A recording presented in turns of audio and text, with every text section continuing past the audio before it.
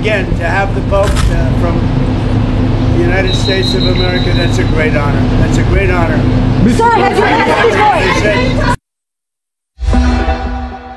C'est un grand honneur, dit Donald Trump, mais on va comprendre que ce nouveau pape est peut-être pas celui qu'aurait souhaité la Maison-Blanche. On va en discuter ensemble. Tacha Kéridine, Jacques Letourneau, bon après-midi à vous deux. Bonjour. Bonjour. Il va se joindre dans quelques instants avec nous notre expert sur les questions de Vatican, les questions papales, Charles Le Bourgeois, qui est journaliste à Radio-Canada et qui est d'ailleurs à la Cité du Vatican, qui va joindre à nous dans quelques instants. Donc, Léon XIV, un Américain, un cardinal depuis 2023, qui était évêque au Pérou, je le signale, qui est jugé comme étant progressiste dans la foulée du pape François. Vos premières réactions d'abord, Jacques?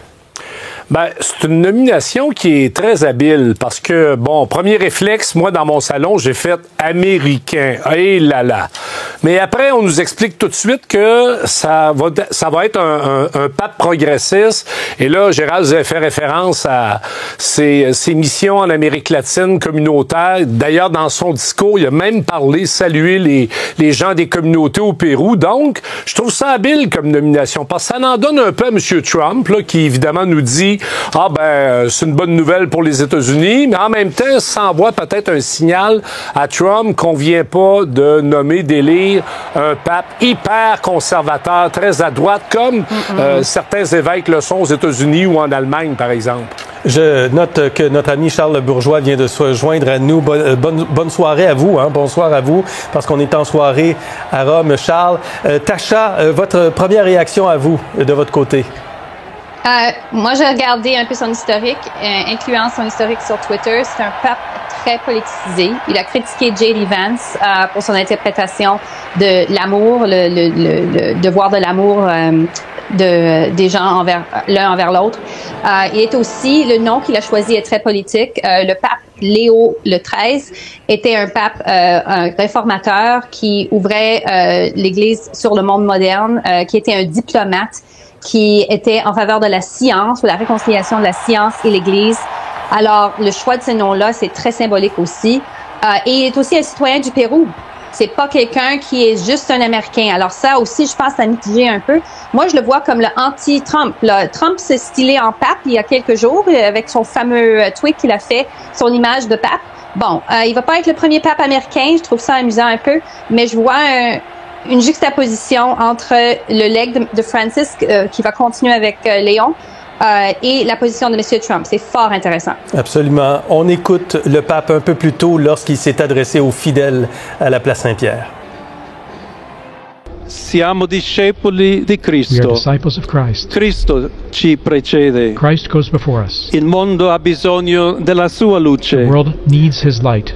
L'umanità necessita di lui come il ponte per essere raggiunta da Dio e dal suo amore. As the bridge between God and his Aiutateci anche voi, poi gli uni gli altri, a costruire ponti con il dialogo, con l'incontro, unendoci tutti per essere un solo popolo, sempre in pace.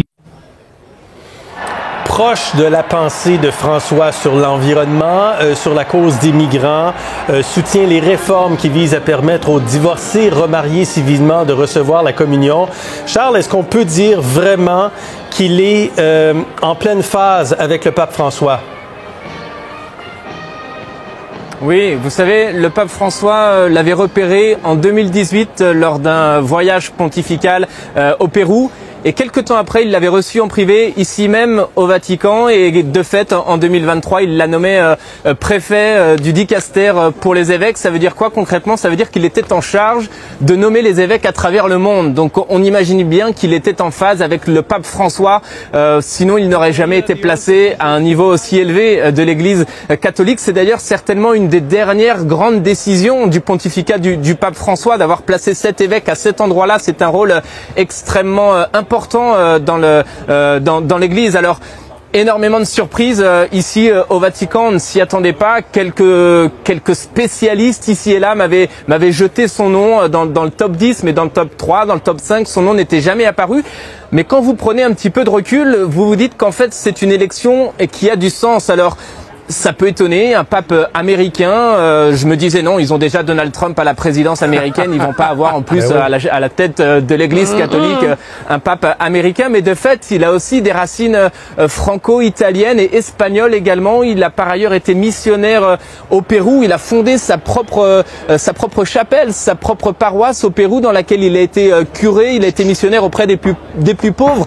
Donc là aussi, ça nous montre l'héritage du pape François qui avait ouvert l'Église sur l'extérieur, ouvert l'Église vers les périphéries avec cette option préférentielle pour les pauvres, pour les marginalisés, pour les plus démunis. Donc il semblerait que ce nouveau pape soit certainement un trait d'union aussi entre les progressistes et les conservateurs. Je pense d'ailleurs que c'était la priorité des cardinaux. Ils en avaient parlé avant le conclave. Ils s'étaient dit qu'il fallait absolument mettre un petit peu d'ordre dans l'Église, de l'unité dans l'Église, alors que le pape François avait laissé dans cette institution quelques frictions et notamment au sein même de la curie romaine. Je crois que le nouveau pape Léon XIV a été choisi précisément parce qu'il incarne l'unité dans l'Église, qu'il est aussi dans la continuité du pape François, mais en prenant en considération les diversités dans l'Église. Absolument.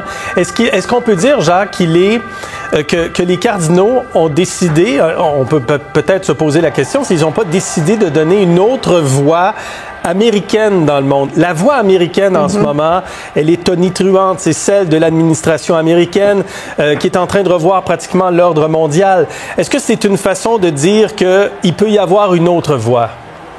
Ah ben, je pense que toutes ces réponses sont bonnes. Comme je le mentionnais tantôt, à la fois, c'est difficile pour M. Trump de dire que c'est pas une bonne nouvelle. On connaît l'ego de M. Trump, donc c'est un pape américain, mais en même temps, ce qu'on a mentionné en amont, c'est que ça reste quelqu'un qui s'inscrit dans une filiation de l'Église catholique qui est très, très, très proche de la lutte à la pauvreté, les égalités. Et je veux juste revenir sur le concept de Léon XIII. Léon XIV, Léon XIII, c'est Rerum Novarum, hein?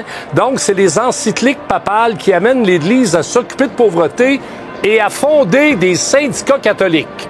Alors ça, là, non, mais c'est fondamental dans l'histoire de l'Église catholique et dans l'histoire du mouvement syndical international, notamment au Québec. Donc, c'était vraiment trouver une forme de répartition de la richesse, de la justice sociale à l'intérieur d'un système économique à la fin du 19e siècle qui était terrible pour les pauvres. Donc, c'est un signal fort, je pense. Vous l'avez mentionné, Tacha, un petit peu plus tôt, le cardinal Prévost, qui est aujourd'hui donc nommé pape, avait critiqué le vice-président américain J.D. Vance. C'était en février dernier. Et J.D. Vance, à ce moment-là, avait dit qu'en tant que catholique, il faut d'abord aimer ses proches, sa famille, ensuite ses voisins, ensuite sa communauté, avant d'avoir un peu de temps pour aimer le reste de la planète. Et le cardinal avait dit, c'est un message très clair qui a été mis je pense c'était le 3 février dernier sur X, J.D. Vance a tort, Jésus ne nous demande pas de classer notre amour pour les autres. Donc, c'était quand même assez clair. Là. On vient pas les cardinaux n'ont pas choisi un ami des États-Unis, certainement pas de l'administration américaine, là. Non, c'est surprenant qu'il a sorti ça. Je trouve, en tout cas, c'est très politique. Ça me rappelle sa nomination de celle de Jean-Paul II, qui était de la Pologne, qui s'est tenu debout envers l'Union soviétique. Qui était un des architectes de la défaite du mur de fer, Iron Curtain, comme on dit, et de la destruction essentiellement de l'empire de l'Union soviétique avec le président des États-Unis, à ce moment-là, Ronald Reagan, ainsi que Margaret Thatcher, premier ministre de l'Angleterre. Ce trio-là est fameux pour ceci, et je me demande, c'est un peu comme ça que le pape Léon XIV va se styler ou non, c'est-à-dire un antipode au président Trump sur les questions, oui, des droits ouvriers. Je suis sûre que Jacques, je suis pas surprise que tu as sorti ça. J'avais vu ça aussi dans son bio. C'était un supporter des travailleurs et aussi un supporter de femmes. Et c'est ça ici qui est intéressant. Le pape Léon XIV a mis 3 femmes 3 femmes sur le conseil des évêques, sur le conseil qui choisit les évêques. C'est le premier à faire ça. C'est significatif aussi, considérant l'attitude de cette administration américaine courante. Charles, qu'est-ce qu'on peut dire des avancées que veut faire ce pape-là? Il est perçu comme étant un modéré parmi les progressistes, assez prudent sur les questions sociétales ou sexuelles. C'est quoi le message qui est lancé aujourd'hui par les 133 cardinaux? Je crois que c'est un message de continuité. Notamment une continuité dans la synodalité, l'ouverture de l'Église, la délocalisation du gouvernement de l'Église, ça a été un grand chantier du pape François. Peut-être un chantier qui n'est pas terminé, mais un chantier sur lequel il reste encore à travailler. Et en choisissant un missionnaire, en choisissant quelqu'un qui vient du bout du monde, comme s'était présenté le pape François en 2013, Absolument. Eh bien là, c'est un autre pape qui vient lui aussi du bout du monde. Alors oui, j'entends que c'est un pape américain, mais ce n'est pas que un pape américain, c'est aussi un pape romain, et ça peut plaire ici aux Italiens. C'est aussi un pape qui a des origines européennes. Donc en ce sens, il incarne vraiment l'universalité de l'Église. Mais je crois précisément qu'il a été élu pour poursuivre le chantier qui avait été initié par le pape François. Et d'ailleurs, des chantiers, il en reste énormément. Exact. Beaucoup de travail a été fait. Je crois que le pape François a bousculé l'Église pendant 12 ans. Il a pris des initiatives un petit peu tout azimut, quitte à bousculer l'Église de l'intérieur. Certains ont même été offensés à certains égards. Eh bien, ça va être son rôle de continuer, mais peut-être aussi avec une certaine accalmie, en adoucissant peut-être la manière, parce que au sein même de la curie romaine, beaucoup de personnes ont été heurtées par l'autorité du pape François, qui encore une fois est arrivé du bout du monde pour tout changer et mettre un énorme coup de balai sur cette institution vieille de près de 2000 ans. Là, je crois que le temps est à l'accalmie, c'est ce que me disaient quelques cardinaux juste avant l'entrée en conclave. Donc il semblerait qu'ils aient trouvé ici, en la personne du désormais Léon XIV, cette personne à la fois modérée, qui puisse construire des ponts, et c'est d'ailleurs ce qu'il a dit lors de son premier discours ici à la loggia de la basilique Saint-Pierre, construire des ponts aussi, certainement un appel à la paix. Le pape François avait mis beaucoup d'énergie dans son pontificat à voyager aux 4 coins du monde. Eh bien, c'était précisément pour prêcher, pour jouer en tant que médiateur pour la paix dans le monde. Je pense que ça va être aussi un des plus grands chantiers de ce pape Léon XIV. Vous parlez de chantiers, il y en a beaucoup des chantiers, et si le pape François a lancé des chantiers, ils sont pour la plupart non terminés en quelque sorte. Sur la place des femmes, par exemple, ça reste quand même une église d'hommes qui est dirigée par des hommes et qui décide de nommer encore, bien sûr, un homme dans ce cas-ci. Le rôle des femmes, l'homosexualité, l'avortement, le mariage des prêtres.